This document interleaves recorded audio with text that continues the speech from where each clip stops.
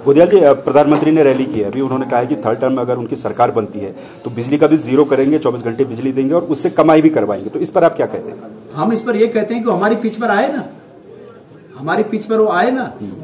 इसका मतलब हमारी बातों में दम था।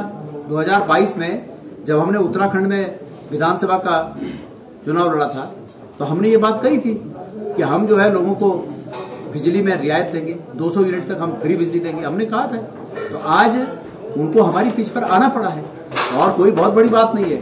हमारी पिच अंकिता भंडारी को न्याय दिलाने की पिच है और बहुत बड़ी बात नहीं है कि प्रधानमंत्री जी की जो अगली रैली हो उसमें आप प्रधानमंत्री जी को रोते हुए पाएं कि मुझे अंकिता भंडारी पर इतना दुख है कि मेरे आंसू आ गए। ये कोई बहुत बड़ी बात नहीं। तो हम यही चाहते हैं कि प्रधानमंत्री, देखिए प्रधानमंत्री जी को आज 10 साल के शासन के बाद ये याद आई कि हमें बिजली देनी चाहिए फ्री।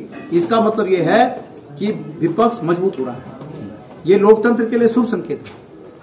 ये लोकतंत्र के लिए अच्छा संकेत है कि जब उन्हें ये पता लग रहा है कि लैंड इज वेरी हार्ड, जमीन बहुत कठिन है, तो उन्हें फिर फ्री बिजली की याद है। 10 साल से क्यों नहीं आई? क्योंकि 10 साल से लहरों में जीत रहे थे। अब लहर नहीं बन पा रही है तो ये लग रहा है कि नहीं पहुंच पाएंगे वहां। इसलिए जब उम्मीद लगी है घटने तब खैरात लगी है पटने। ये बात उन्होंने सर पलायन को लेकर के भी उन्होंने कहा कि 10 सालों में पलायन कम हुआ है, जबकि पौड़ी जहां से आप चुनाव लड़े। देखिए हकीकत आप जानते हैं 80% लोग बेरोजगार हैं और रोजगार की तलाश में लोग पलायन के लिए नीचे आते हैं। प्रधानमंत्री जी ने इतना कहा कि पलायन कम हुआ, अगर कहा मैंने तो नहीं सुना पर आप कह रहे हैं तो बोला होगा कि भाई पलायन कम हुआ। प्रधानमंत्री जी आंकड़े बताए ना कि भाई उन्होंने रुद्रप्रयाग में कौन सा कारखाना खोल दिया कि पलायन कम हुआ, उन्होंने चमोली में कौन सा कारखाना खोल दिया कि पलायन कम हुआ, उन्होंने टिहरी में कौन से कारखाने खोल दिए कि पलायन कम हुआ। क्या कर दिया उन्होंने कि पलायन कम हुआ? ये खाली बेमतलब के सगुफे छोड़ना उनकी पुरानी आदत है। और मुझे ये बात बताइए, मैंने सुना कि उन्होंने ये कहा कि मैं यहाँ वोट मांगने नहीं आया हूं, मैं यहाँ जीत का ऐलान करने आया हूं। तो जीत का ऐलान तो दिल्ली से भी कर सकते थे, वो यहाँ क्यों आए फिर?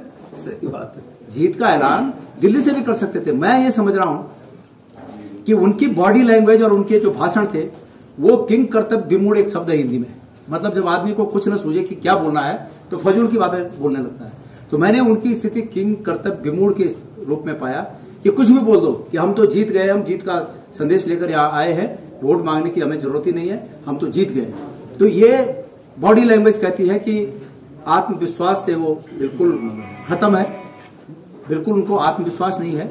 और मैं ये बात सिर्फ उत्तराखंड के परिप्रेक्ष्य में नहीं बोल रहा हूँ, मैं भारत की संसद के जितनी सीटें हैं उन तमाम सीटों के परिप्रेक्ष्य में बोल रहा हूँ कि भारतीय जनता पार्टी 200 सीटों से आगे नहीं बढ़ने वाली है। ये हकीकत वो जानते हैं, इसलिए ऐसी बात बोल रहा हूं।